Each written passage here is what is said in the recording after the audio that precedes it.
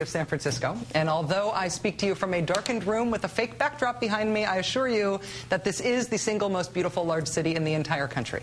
And I say that with the self-conscious chauvinism of someone who grew up in the Bay Area here and whose whole family still lives here. Hi, Mom. Here in San Francisco, the minimum wage is $9.79 an hour. There's also universal health care here in this city. The mayor here said in his State of the City address in 2005 that he wanted all the 73,000 or so people in the city who didn't have insurance to have access to health care anyway. In 2006, the city started meeting to figure out how that could be done. In 2007, their agreed-upon plan was put into effect. They did it. If your family income is 5 times the poverty level or below, if you don't qualify for public insurance programs like Medicaid or Medicare, if you're a San Francisco resident, if you're uninsured, you can get medical care under the program Healthy San Francisco. It's not insurance. It's a doable, public, coordinated program to let folks who are otherwise falling through the cracks have access to health care. I should also mention that San Francisco has preschool for all. In the inadvertently funny official terms of the program, it's free half-day preschool for all 4-year-old San Franciscans who'd like to attend, regardless of income. Children living in every neighborhood and every zip code in San Francisco are eligible. You hear that, you San Francisco, you 4-year-old San Franciscans? Decide what you want to do. You're good to go. San Francisco is not immune from the nation's troubles, although sometimes when you're here it feels that way. The murder rate in the city is as low as it's been since the 1960s. The California unemployment rate is an atrocious 12%, but San Francisco's is lower than that, 9.4%. It is a favored sport of our compatriots on the political right to attack San Francisco as if it's some sort of warning for what it's like when liberals run stuff. It's a little like warning someone not to fall in love because there's a risk they might end up living happily ever after.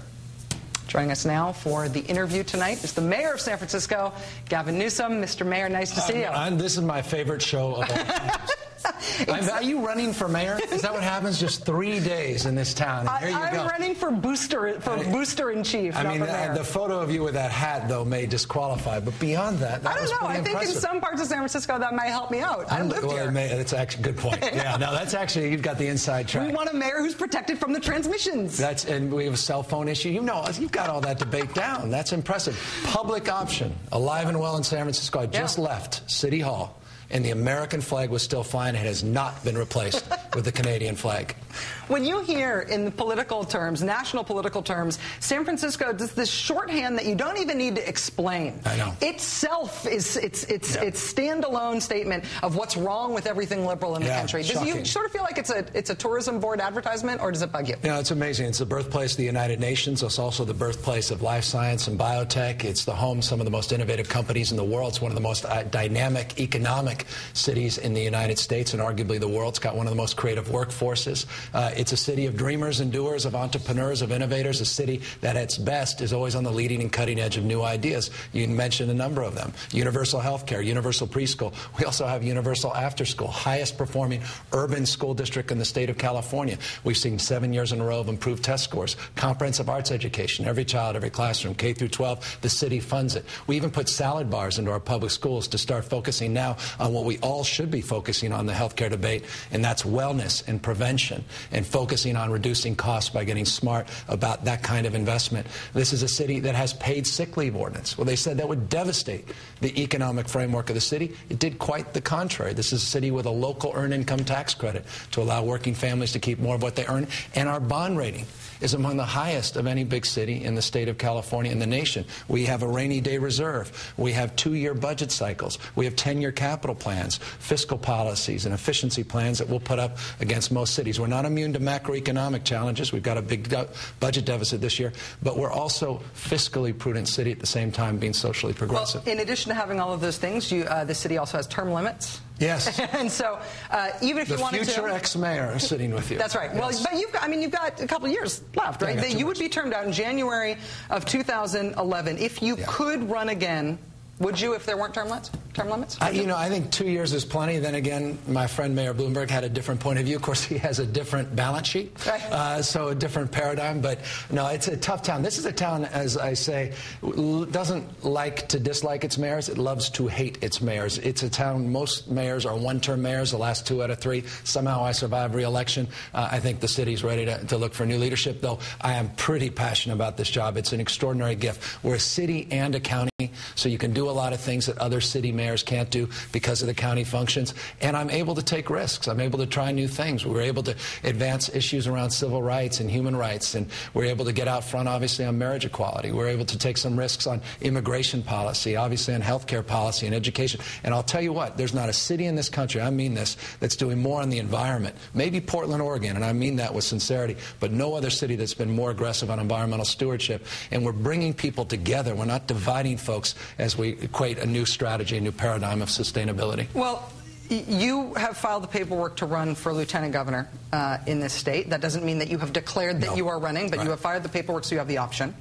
I agree for once with the common wisdom that the California state government is in running for the worst state government in this country by a mile. And it's got some competition. I mean, but what do you think is wrong with California state government, and could you fix it by joining it? Why on earth would you want to be part of that? You're right. I mean, I believe this, fundamentally structural.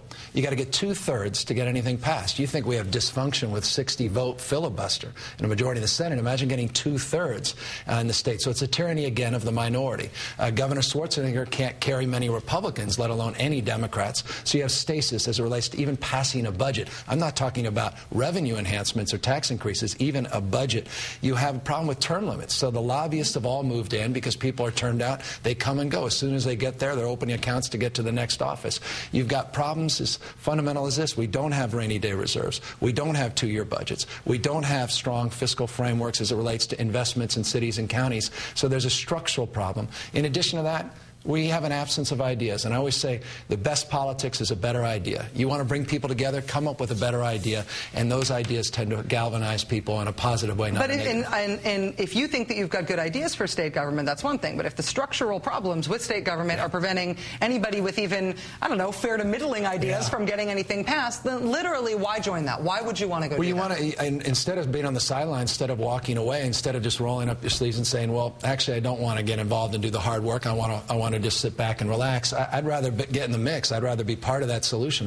Rather be part of that debate. I'd rather start focusing on ways we can leverage what we've done in this county. They said it was impossible to do health care, impossible to create the framework in terms of education support and environmental stewardship in this city, yet we proved we can do it. It was impossible to recruit and retain businesses in this economic environment, and we've been able to do that with some aggressive economic development strategies. I'd like to think the 57 other counties in the state can take some of those examples, and of course we can adopt other examples from those counties and start aggregating and disseminate them in a different way. When the last time we talked was in April, last time I was here. Yes. And it was the first interview that you did after you said you were ready to run for governor. I sound like a politician. This is horrible. I know, really, I do. Well, it's always, are you going to run or are you? I know. That's what happens when you're termed out. You worry about, going back to, well, I have restaurants and hotels, so I can go back to work there. Well, you haven't decided that you're going to run for lieutenant governor, but you did decide you were going to run for governor. You've since dropped out. Why didn't you get any traction? Because I had a brand new baby.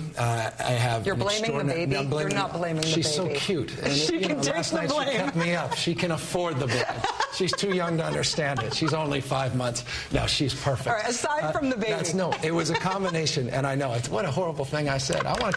This is not live, is it? Oh, no. You told me it was taped. Get him the hat. We're all set. Yeah, get me that hat. No, it was a combination of all those factors at home and then my responsibilities at work. Look, I got 6,000 people to contribute to the campaign. Hundreds of thousands of people opted in, but I was running against a brand unlike any other in the state of California. And look, candidly, I was having a hard time raising the amount of money I need to raise to put a good fight, not only in the primary against former Governor Brown, but also to go up against a Meg Whitman, most likely, who's already put $39 million of her own money in to date and is arguably going to put in north of $100 to $150 million in the general. And I looked at that honestly, and I thought about the sacrifice at home and in the city in the context of the money that you had to raise, and there was no way I could do all of that. And Gavin Newsom, San Francisco, not yet decided on whether or not he's running for lieutenant governor. No, but it's good to see you come out more often. Sure. And I love it. More of those introductions. Yeah, I know. I knew that it was going to sort of make you, it was going to make you squeamish because it was going to be so sappy. Yeah, but it's heartfelt. Reasonably. Thank you. All right. Nice to see you, Gavin. Thanks. You. Because doing something totally skeevy, unethical, and ought to be illegal once wasn't enough, the Republican National Committee has sent a second fundraising letter that's designed to look like an official Census Bureau mailer. The Census Bureau itself complained the first time, but here it is again. 2010 Congressional District Census, smack dab on the first page of this RNC fundraising survey. Here's the intentionally misleading, vaguely threatening envelope it comes in. Do not destroy official document and process immediately. 2010 Congressional District Census enclosed. Even though no one is compelled at all to process immediately or not destroy the way we all are for the actual census. In Chairman Michael Steele's 3-page letter with the header 2010 Congressional District Census, the word census with a capital C appears 12 times. On the first page alone, the word census appears 7 times, proving that they're not only brazenly unethical, but also gobsmackingly clueless. The RNC sent one of these to me and my family, and I thank them. It's right here, and I'll be filling it out on the plane ride home. I'm guessing that my answer to their questions is generally no, with the occasional huh, followed by the very